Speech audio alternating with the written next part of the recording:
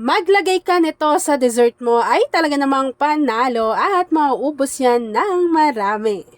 Hello mga kakusina! Ako po ulit si Ate Angel ng Kusina ni Angel, and for today's video, gagawa na naman po tayo ng easy dessert recipe na baka hindi mo pa nagagawa or nasusubukan sa iyong kusina, kaya't panoorin mo na ang buong video dahil madali lang po ito. So una, dito sa aking malaking lianera, binuksan ko lang po yung aking apoy sa pinakamahina, tapos naglagay tayo dyan ng 3 tablespoon ng wash sugar, pero pwede kayong gumamit ng white sugar.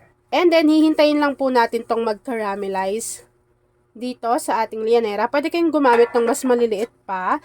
Siguro mga 1.5 tablespoon ng sugar yung ilagay nyo, pero pag ganito kalaki, 3 to 4 tablespoon ng sugar yung gagamitin ninyo. So, hihintayin ko lang yung mag-caramelize, and then after po nun, ipapakita ko pa sa inyo kung ano pa yung next procedure. Alam nyo ba, way back pandemic na era, isipan ko yung recipe na ito. Sabi ko, gagawin ko na lang ulit para sa mga bagong subscribers natin.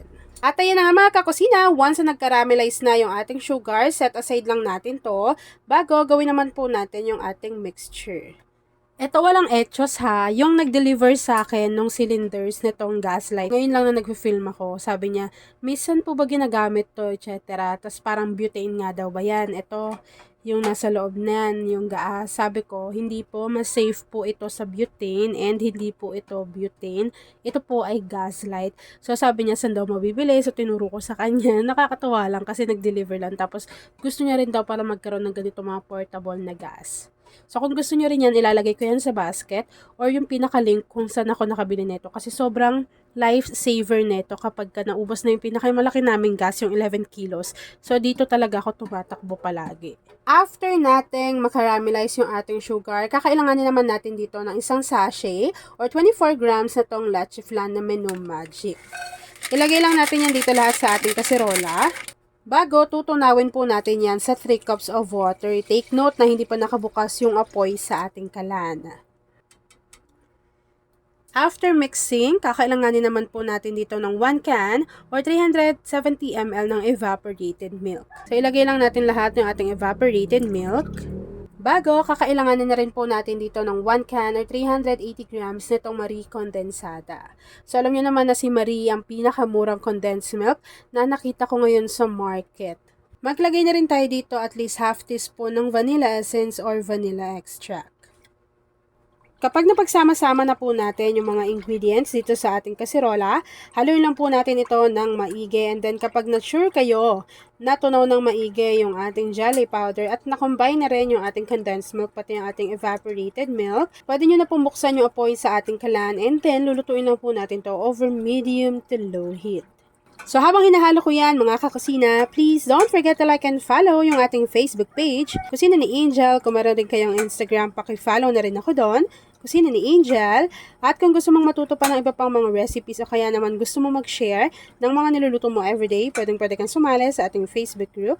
Andyan lang po yan sa ating Facebook page. At i-comment mo na rin sa ating comment box section kung taga saan ka nanonood, plus kung ano yung dessert na gusto mong ihanda ngayong Burr-months. Meron din po pala ako dito ang 4 na piraso ng cake bar. So, ito po ay custard flavor. Kapag naramdaman ninyo na medyo umiinit na yung mixture, ilagay lang po natin to. Pero, siguraduhin nyo po na dinudurog nyo po iyan.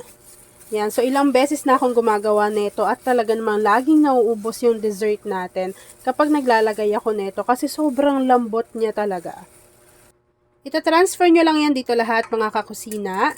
Tapos po, hihintayin natin yung lumamig, mag-set at mag-firm. And then after po nun, ipapakita ko na sa inyo kung ano yung natapos nating easy dessert recipe. At ayan na mga kakusina, kapag lumamig na po yan at kusa na yung natatanggal or na-unmold dyan sa ating lagayan, transfer lang natin to sa ating plato. Tapos, pwede na po natin yung i-enjoy. At ayan na nga mga kakusina, naglagay lang po ako ng grated cheese on top, tapos pwede na po natin yang i-enjoy. At ayan na nga mga kakusina, tapos na naman po ang ating easy dessert recipe na creamy jelly flan. Kung nagustuhan mo yung ating video, please like and share this video. At kung hindi ka pa nakakapag-subscribe sa aking YouTube channel na Kusina ni Angel, please click subscribe button. click mo na yung notification bell, click all para lagi kang updated sa bawat na-upload kong mga videos. Yun lang mga kakusina. Thanks for watching and enjoy this video.